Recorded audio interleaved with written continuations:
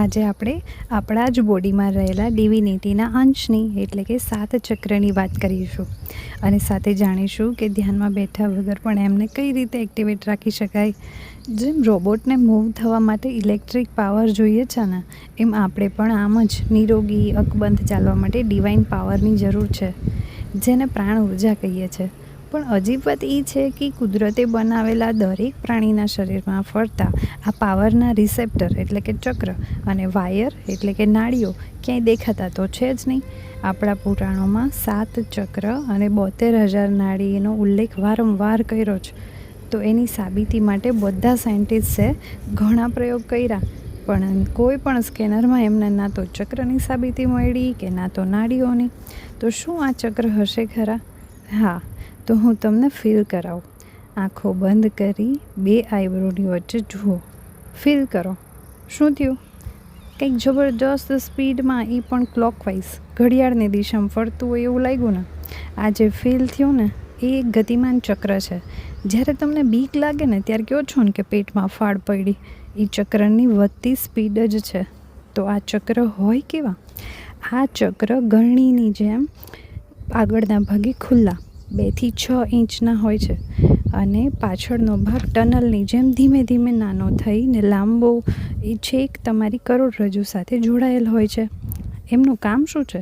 એમનું કામ યુનિવર્સમાંથી, અખંડ બ્રહ્માંડમાંથી આવતી એ અજાણી શક્તિ એટલે કે પ્રાણ ઉર્જાને આપણા શરીરમાં ખેંચી ને કરોડરજ્જુ સુધી પહોંચાડવાનું છે. આ શક્તિ બ્રહ્મ મુહૂર્તમાં સવારે 3 થી 5 સુધીમાં સૌથી વધુ મળે છે. આ શક્તિ કરે છે શું? આપણા કોઈ પણ અંગમાં કોઈ રોગ હોય કે વાગ્યું હોય ત્યારે એ અંગ ઓટોમેટિક રિપેર થાય છે ને, એ આ પ્રાણ ઉર્જાનો જ કમાલ છે. આપણામાં કુદરતે એવી સરસ રચના કરી છે ને કે આપણા 7 ચક્ર કાર્ય કરતા હોય ને તો રોગને ભગાડી શકીએ. જ્યારે આપણને કોઈ રોગ લાગુ પડે છે ને, એ દર્શાવે છે કે તમારું એ ભાગનું ચક્ર કાં તો ધીમું કાર્ય કરે છે, કાં તો એન્ટી ક્લોકવાઇઝ એટલે કે ઊંધું ફરવા માંડ્યું છે. એટલે કે ચક્ર બ્લોક થઈ ગયું છે અને યુનિવર્સમાંથી આવતી શક્તિને ખેંચવાને બદલે પાછી ફેંકી દે છે. તો આ ચક્ર ઊંધું ક્યારે ફરવા માંડે? જ્યારે તમે નેગેટિવ ઉર્જાના કોન્ટેક્ટમાં આવો અથવા ક્રોધ, લોભ, મોહ, ઈર્ષા, ડર જેવા નેગેટિવ કામોમાં વધારે પડતા આવેગમાં આવી જાઓ ને, ત્યારે એ એન્ટી ક્લોકવાઇઝ ફરવા માંડે. તો આ ચક્રને રિટાયર્ડ થયા પછી ધ્યાનમાં બેસવું ને એવું વિચારશો ત્યાં સુધી તો ચક્ર બ્લોક થઈ જશે. પણ જો અત્યારથી જ આ બધા નેગેટિવ કામો બંધ કરી દીધા ને, તો આ ચક્ર એક્ટિવેટ જ રહેશે. બીજી એક વાત કહું, ભગવાનનું નામ જપ લેશો ને, નામ જપ કરે રાખો, ભગવાનનું નામ આખો દિવસ લીધા રાખશો ને, તો કોઈ નેગેટિવ ઉર્જા તમને કાંઈ અસર નહીં કરે અને આ બધા જે આવેગો છે ને, એ તમારાથી દૂર જ રહેશે. તો ભગવાનનું નામ લેવાથી જ ખાલી 7 ચક્ર એક્ટિવેટ રહે છે.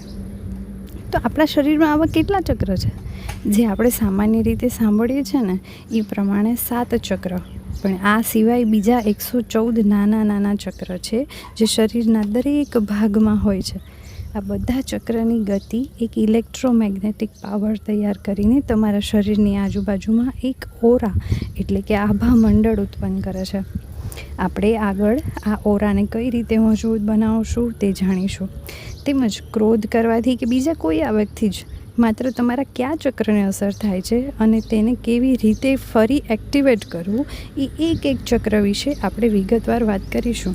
આવજો.